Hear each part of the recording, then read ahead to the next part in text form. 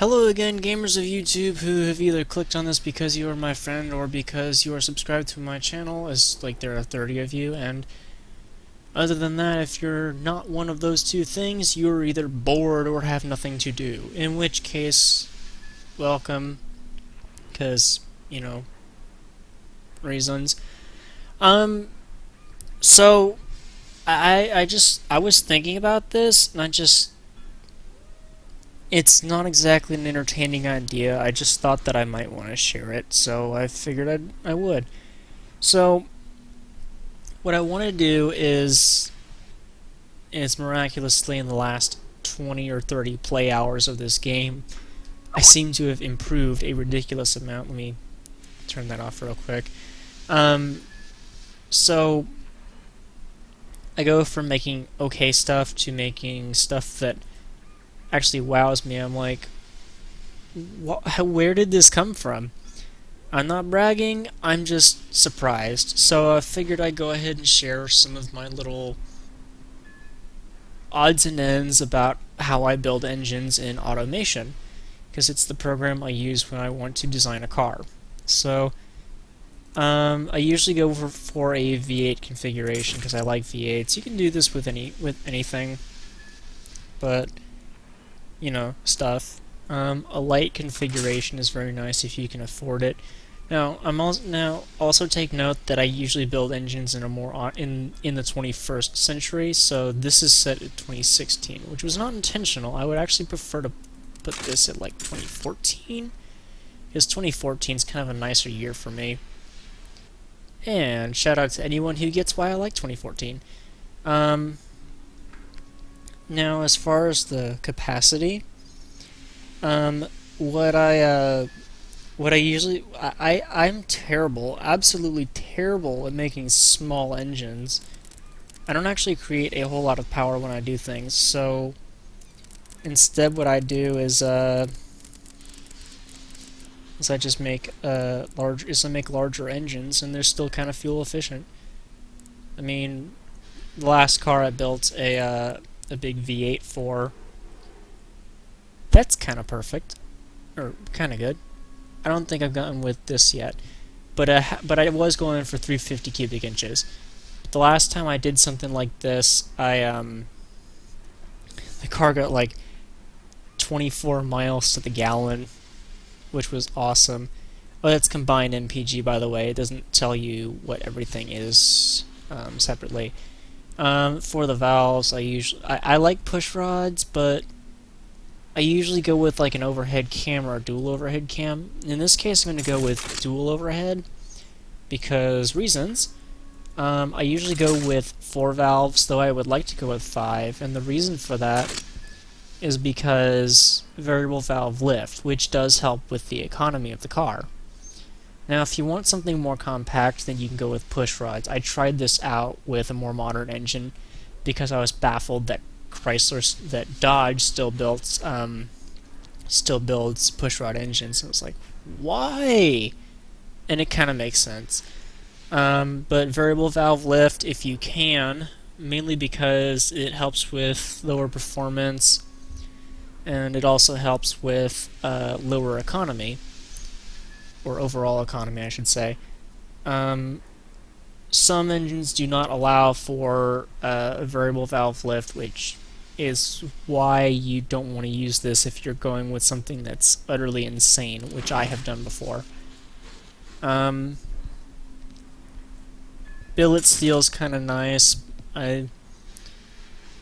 These you just pick based on what you're looking for. If you need to get higher quality stuff, then that's kind of what you do. But technically speaking, the weight and material cost of both of these two things is not as low as billet steel, but the billet steel is it costs more to make. I'm gonna go with I-beam steel at the moment, because I'm assuming that H-beam steel won't work. I'm hoping it will, so let's go with that first. And then frick if I could say this word, hyperrutetic cast, um, is generally the cylinder head I start with. And again, I'm not saying that you should or should not do these things. I'm just sharing kind of how I'm doing things. I'm actually going to leave the compression alone at the moment, as well as the cam and VVL profiles, because these are two different cam profiles that kick in at different times during the engine curve, which is good because if you have that, then your regular cam profile can help you get good low-end performance, and your VVL profile can give you good high-end performance. VVT on all cams. Let's pick a style. Ooh, it's silver. Let's do that for a second. My general rule of thumb, now, I don't know about you guys, but I always start naturally aspirated. One, because I don't like turbochargers. Two, because I'm not good at building them. And then injection, direct injection, because reasons. I usually do go with direct injection. I leave it at a single configuration. Goodness, that looks bad.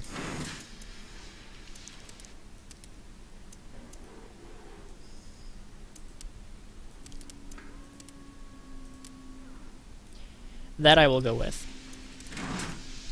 So, I used to use a performance intake, but you don't need to. It's kind of hard to explain if anyone's trying to learn off me what exactly it is that I do differently, because I don't know compared to when I first started. Because when I first started, it was a wonder I could build anything with 600 horsepower. Now 600 horsepower is like, okay, let's do it.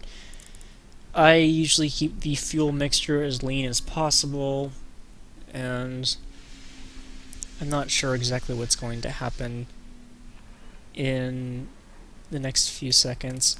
I like to advance the ignition timing because it helps with power and economy at the price of octane, which, for those of you who are here from DeviantArt, I don't mean my character Octane, I mean the property of fuel that prevents it from exploding before it's supposed to. For those of you who are car fanatics, you probably already know that. Oh wow, that's interesting. I'm gonna throw on long tubular because, well, there is no reason not to. I'm assuming that we are going... I'm going to leave it there, just because I can. I am going to leave this at single, because I found out that... So first off, more racy headers, and then single exhaust, and then high flow three-way is kind of a cheap trick to increase your economy, which really is weird. And generally with a more economic engine you can get away with like baffled mufflers, and sometimes this helps performance too. You really shouldn't ever put no mufflers on unless that's kind of the point. But I am going to put two straight throughs on here. Why am I saying you should or should not? Because that's not what I'm trying to do. I'm trying to share. But the advantages here are just... It's all about the airflow, and you can put on different kinds of these. So let's see. I'm going to test this, and I'm going to see how it goes.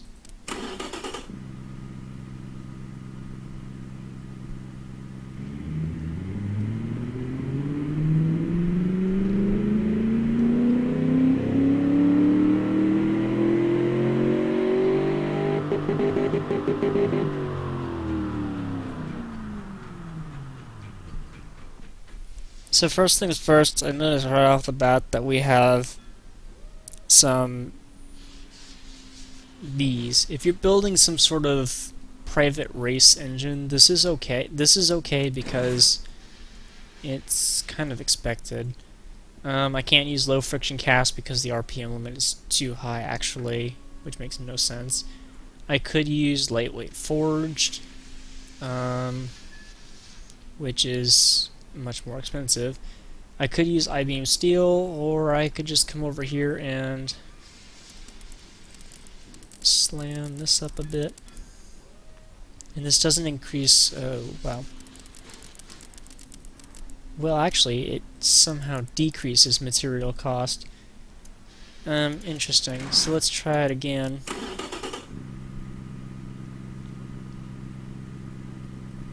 So 290 at idle, which is nice, and then we have all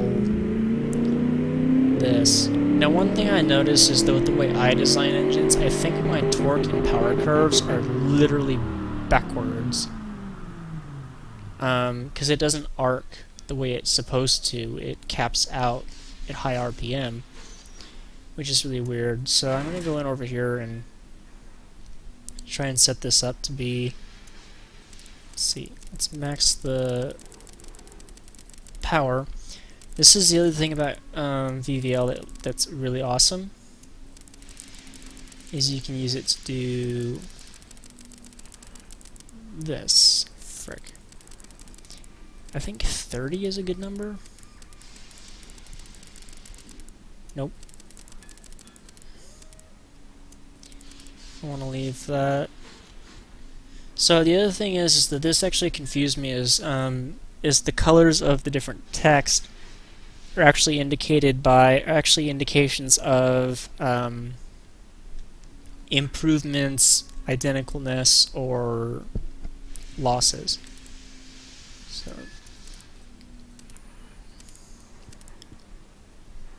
that works. Then I'm going to, or I was going to, up the compression, but that doesn't appear to be necessary. And then this.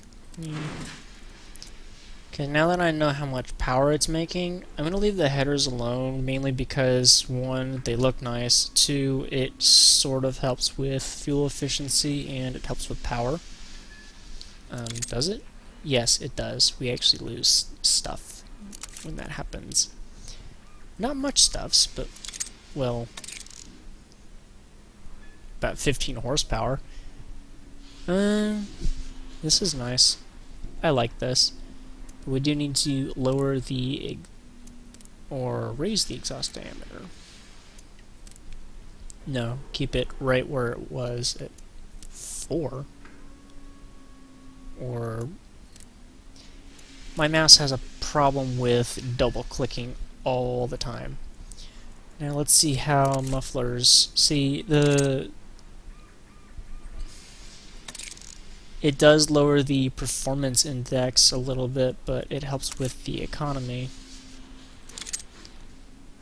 So, now that's too small. So let's put that up a little bit. Is that like a null improvement?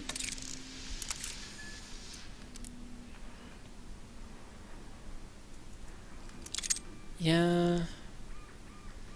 I'm gonna go with that configuration. That looks like it's happy. I want to prove it.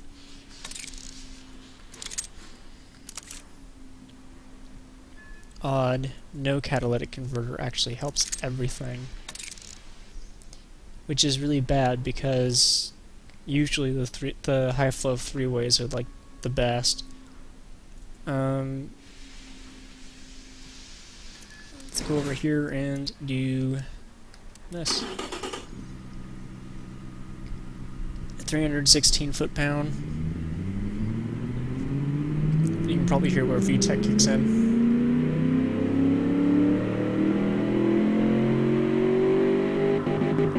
Or not, because I didn't hear it. I'm not sure where I think the VVL profile is like right in here is where it kicks in, or something like right here. Right at 4,000. Um, so yeah, of course I've only been doing this for about 20 minutes, so if you want to see me put this in a car, then stick around. If not, then well, thanks for getting this far. So I want to name this, but I don't know what to name it. Let's see. Since it was kind of the well, it's a red engine, and it was built because of events that happened having to do with a novel that at the moment is called Fire and Ice, subject to change though. I'm gonna call it Brimstone. Brimstone and variant 1 case, just as a placeholder. So let's get out of this interface. We have our Brimstone engine. If you caught that, that was like a sneak peek at some of the stuff that's coming up in the index if you guys are here because of it. I don't usually build trucks, so I want to do that. Does this end up being a ute? Yes, it does. And I feel like a ute. I'm going to worry about fixtures later after I have the engine in. Mainly because it's easier. We're going to go with a... It's half car, half pickup. What do I do? Ladder. AHS steel, because that's fun.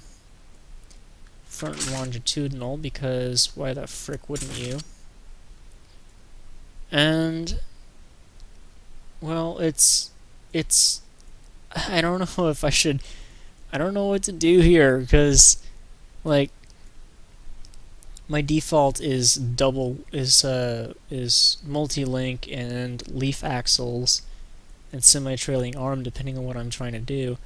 But the problem is that like none of these oh, is it coils that do this or no, it's coils.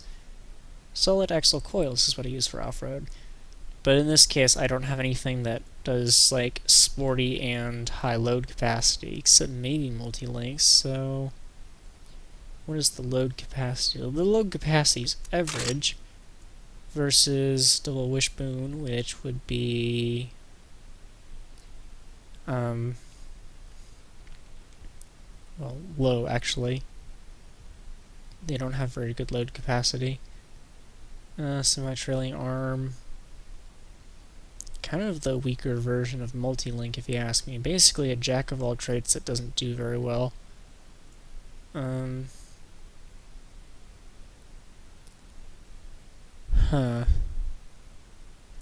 Well, it's a utility vehicle, so we're going with leaf springs. Plus leaf springs are cool. So then the I know everyone's making a big deal about freaking steel panel material, so let's do that. I forgot to check the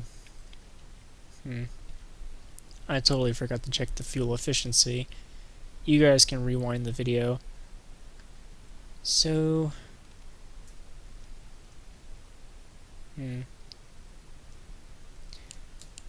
let's call this Black Sabbath. The only reason I'm doing that is because, well, we already have Brimstone as the engine. I'm gonna go with rear-wheel drive because it's a ute, not like an off-road pickup truck, and it has to be black because Black Sabbath. Let's get the engine in here.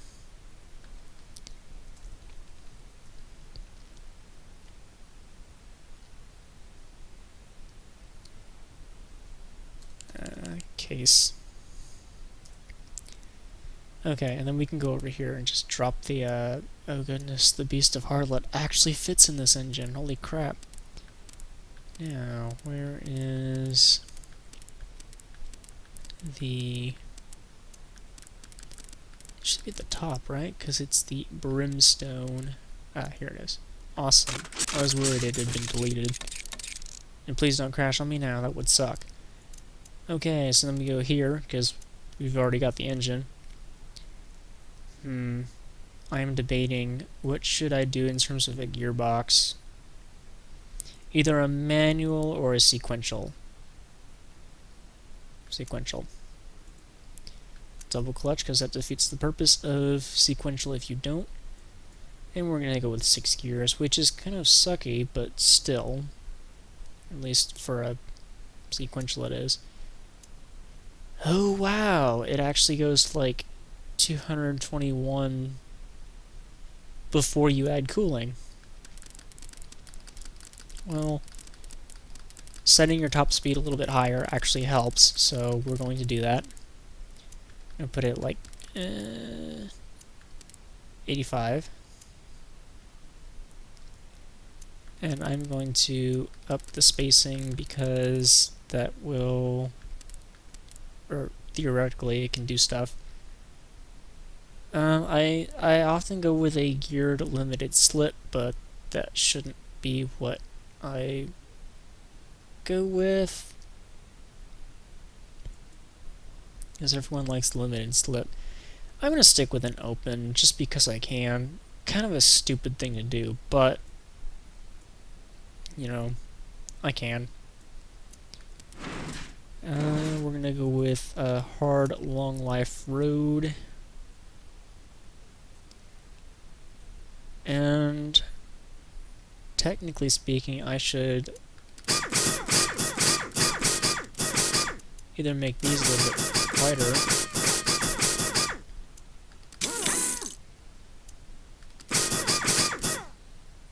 Awesome.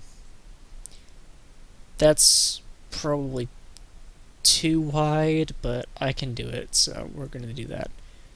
I want to go with an alloy. Now at this point, I'm just entertaining, if anyone's actually watching. I don't really have a divine purpose in doing this. We could go with the Gallardo wheels. Oh god.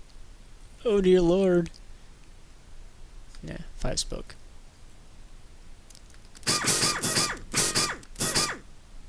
A bit beefier in the wheels.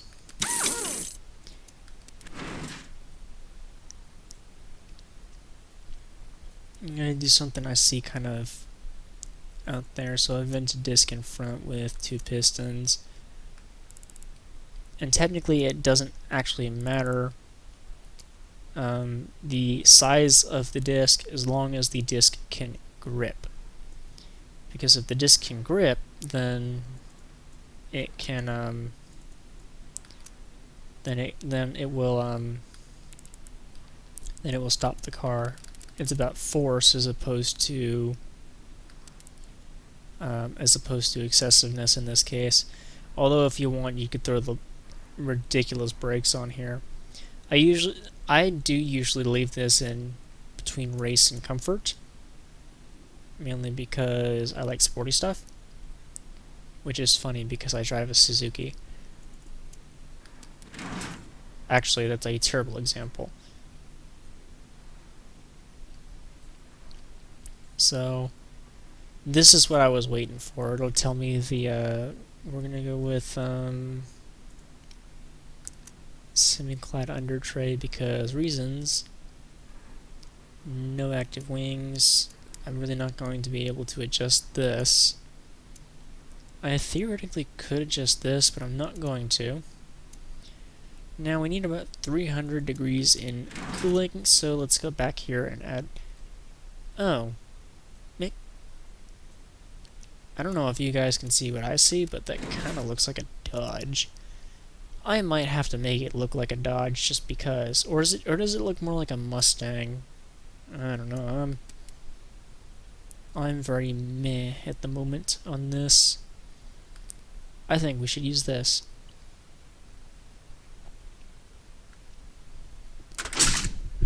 So, ooh, that's gonna work, like, really, really, really well.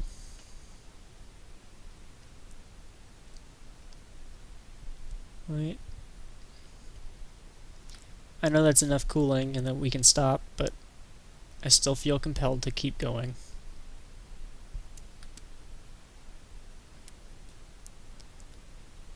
This'll be fun. Oh, it kind of looks like a Ford Fusion now. Maybe this is a Ford-based chassis. Let's get back over here, and let's lower this a whole lot. Because you don't really want it to be as high as possible. It doesn't help if your engine doesn't require that much cooling, or if you don't have cooled brakes. That's perfect. I couldn't have asked for any better. And it doesn't actually increase the production costs a whole lot to do this, so I just make it as aerodynamic as possible.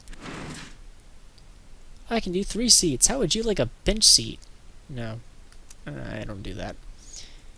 And premium, I guess? I mean, usually I go with standard, but you don't need power steering, anti-lock braking. We probably are... We might... I don't know. Let's add traction control and electronic stability. What's funny is the price that's going to end up happening as soon as this ends. I am voting that we increase our safety by a bit, so we're gonna do that. One of these is really good for load bearing, so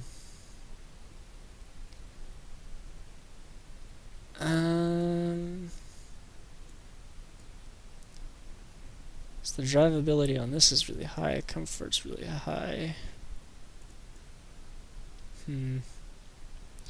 Well, that's kind of what I want, but the problem is that I'm also looking for a sport sort of setup to go with this. So something... Air. An absolutely terrible idea. I'm voting active comfort. We're going to go with a gas monotube, and all we have is passive sway bars. Just because I can.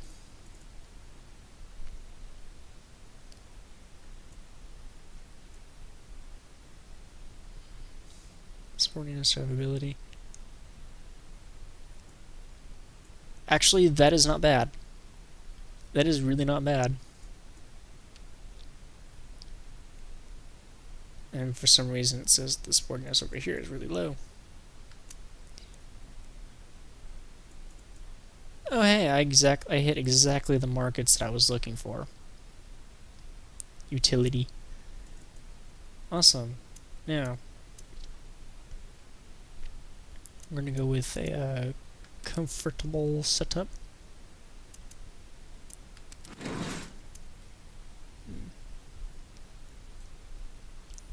And case, because it's active. I know, I'm really, really boring. My sister tells me I'm boring all the time. It is a rather heavy car, but it's also... interesting. We're only getting 19.3 miles to the gallon, though that can really depend on what kind of car you're trying to produce. I do have to check something, though. What's the efficiency over here? That is actually my best efficiency yet. Why do I keep doing this to myself? So, I'm going to go ahead and try and make it a little bit more fuel efficient. I'm going to go with aluminum panels, which will bring the weight down a bit. Probably won't get that much more in... Oh hey, the economy went up. Nice. So we have... Our safety went down because, you know, different freaking panels.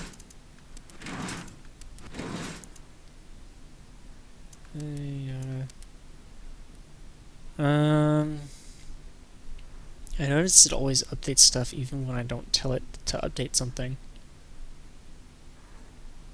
So 20 mpg is not terrible actually, especially considering how efficient this motor is. Now, question is, what's the top speed?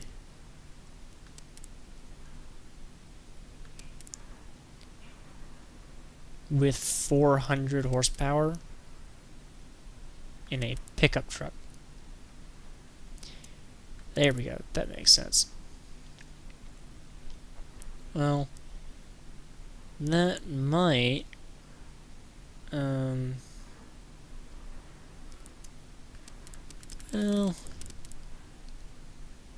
let's just do that. That actually does help the MPG of the car, for reasons I have yet to understand. It's not a trick I like using, but we can use it. I never understood it, honestly, but that's a thing. So, what is it that's... yeah, fun. Let's see, markets. Where can I sell this? In this fictional market, based on real markets, it has Utility Sport Premium, Utility Sport Luxury, Utility Sport, or Utility Premium, all of which it is highly affordable in. So that's interesting. Next fictional market. The next fictional market completely agrees. And the last fictional market. Apparently this is not as premium or affordable as other cars. So we're going to switch back to this theoretical market. We're going to go over here and I want to see what this costs. Not the cheapest thing I've produced for that much power, but still $14,000 is nothing to scream at, or it's something to scream at when it comes to this. The safety's pretty good. What's the reliability? The reliability is pretty good. That's nice. Honestly, if you stuck around to watch that whole thing, I applaud you, because guess what? Now we get to watch it go around the track, because I'm out of ideas, and I already did what I wanted to, and I feel like I should keep going.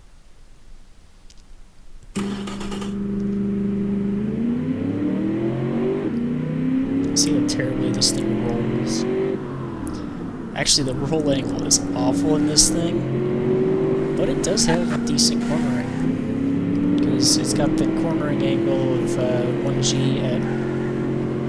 oh, that's not good cornering, actually. Well, maybe it is. Actually, wow. I might want to tune this thing or learn how to tune. And it can do a quarter mile in 14:10, which is nice.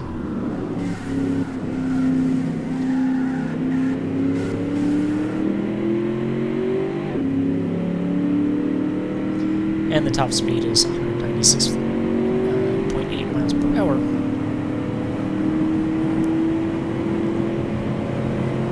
And lots of other fun stuff.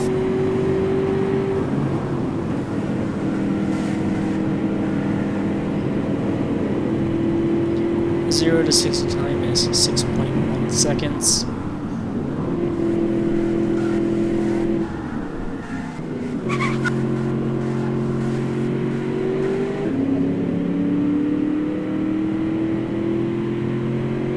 If you're still watching this, I applaud you. Just popping my knuckles on my face. 'Cause it's how I do.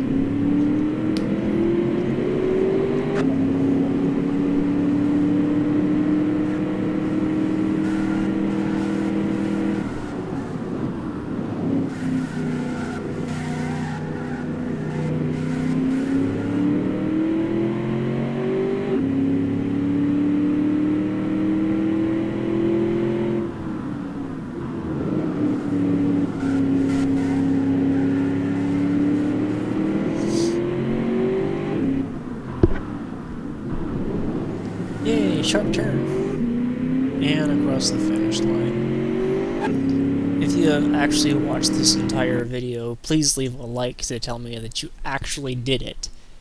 Other than that, I don't really care if you subscribe or not. If you want to, you can, but you don't have to. And enjoy an ad-free video, because I don't run ads. So, awesome. Anyways, if you didn't die from boredom watching this, then congratulations. I don't actually know how entertaining it was. So, well, have a fun life.